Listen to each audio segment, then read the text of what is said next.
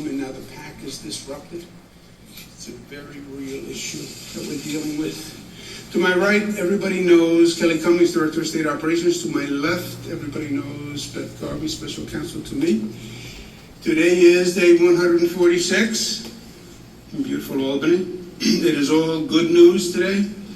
650 hospitalizations. 650 hospitalizations is about 56 lower than yesterday. It is the lowest since March 18th. So this is really good news and exciting news. Good news for a Friday. 156 total ICUs. That's the lowest number of people we've had in an ICU. Now just look at Governor Sfacin here, as if he's out there like Madame Curie or Jonas Salk handing out penicillin or a vaccine to polio. You would swear to God that El Duce here, Jr., is the reason that the epidemic is subsiding. Since March 16th, so that is all really good news. Number of deaths, 9. When anyone dies, it's not a good day. We want to get to a point where nobody dies in the state of New York. Except they keep forgetting to leave the gun and take the cannolis. That would be, but our thoughts and prayers are with the 9 people who passed away. Oh, I'm sure they are. But that is also very, very good news. Yes, Your Reverence. Infection rate, 76,000 tests taken yesterday, 0.9% positive. So that is also very good news. So on this Friday, there's going to be a lot to celebrate this weekend. Not that this weekend is much different than... And you're not killing any more seniors by putting them in retirement homes? No issues. You see a little slight fluctuation, but you always see a slight fluctuation in the numbers. You look across New York City, same thing, slight fluctuation, but all good news. We are very proud of what New Yorkers have done. We're now protecting our progress, right? We just want to make sure we don't have a second wave, or we don't have a ricochet where the virus comes from other states, or we don't have an increase from young people who are congregating. We went up the mountain, we went down the mountain. New Yorkers flattened the curve, but we don't want to do it again, right? One and done. Thank you, but no thank you. We don't want to go through it again. One of the things we're watching are the bar and restaurant violations. Here it comes. Congregations in front of bars and restaurants. Right. We believe that's connected to the increase in the number of young people. Yes. Of course, the riots didn't help. 21 to 30. But you don't talk about that. That was just we're watching that. Healthy protesting. I've asked local governments repeatedly to step up and do the enforcement. That's what they're supposed to do. Step up. That's the law. Except when they burn your business and house down. Then you have to pay homage to their sacred protests, their peaceful protests.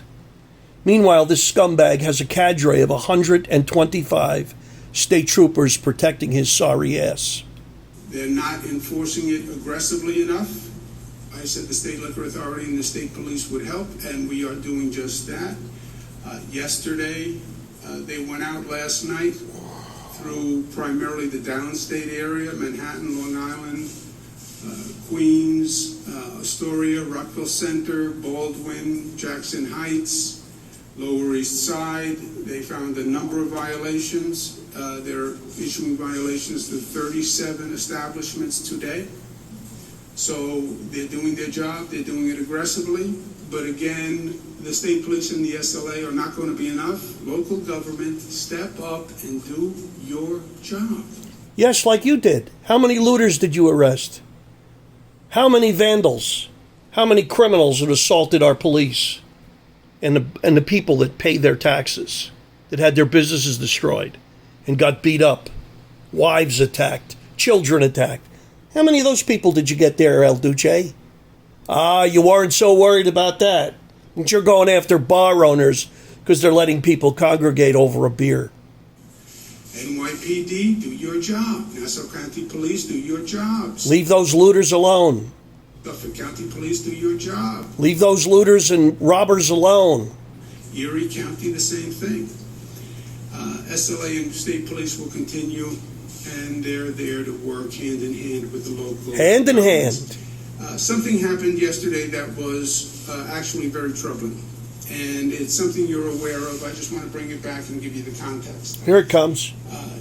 Yesterday, this is on the Trusted Traveler Program, and this has been going on for 6 months. When I was a young man, I was very anxious to cut to the chase and That's because you drove a tow truck. wrongs righted quickly. Oh, yeah. You get a little older, you realize sometimes things have to play out. And you learn how to take dirty money under the table. Will out. But ultimately, I believe the truth will out. Shakespeare's Merchant of Venice. Yeah, remember that when they put you in jail. But that's Shakespeare.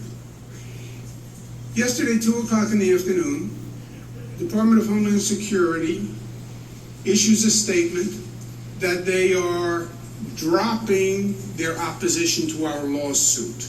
We had sued the Department of Homeland Security for stopping the Trusted Traveler Program, if you remember. Yesterday, 2 o'clock, Department of Homeland Security drops the lawsuit. Here it comes. They drop the lawsuit and they say, well, because New York amended the green light law, so now there's information sharing, so we're dropping the lawsuit. Came out of the blue.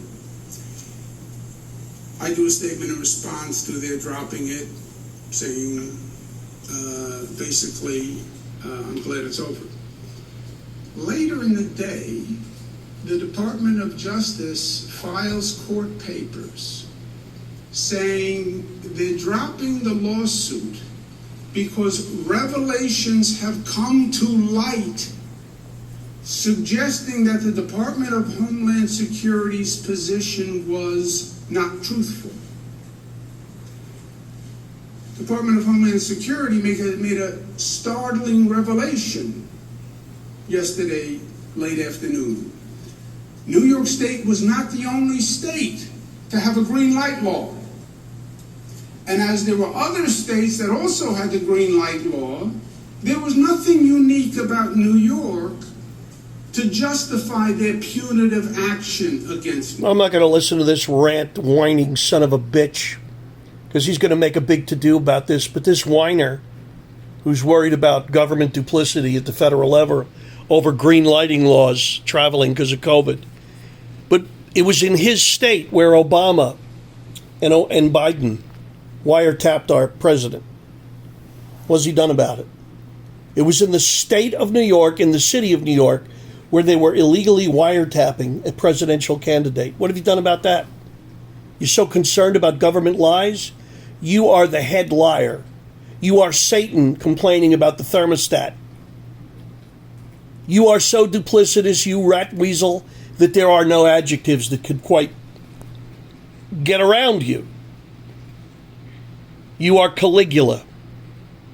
You are Nero. You want to talk about the European virus, El Duce?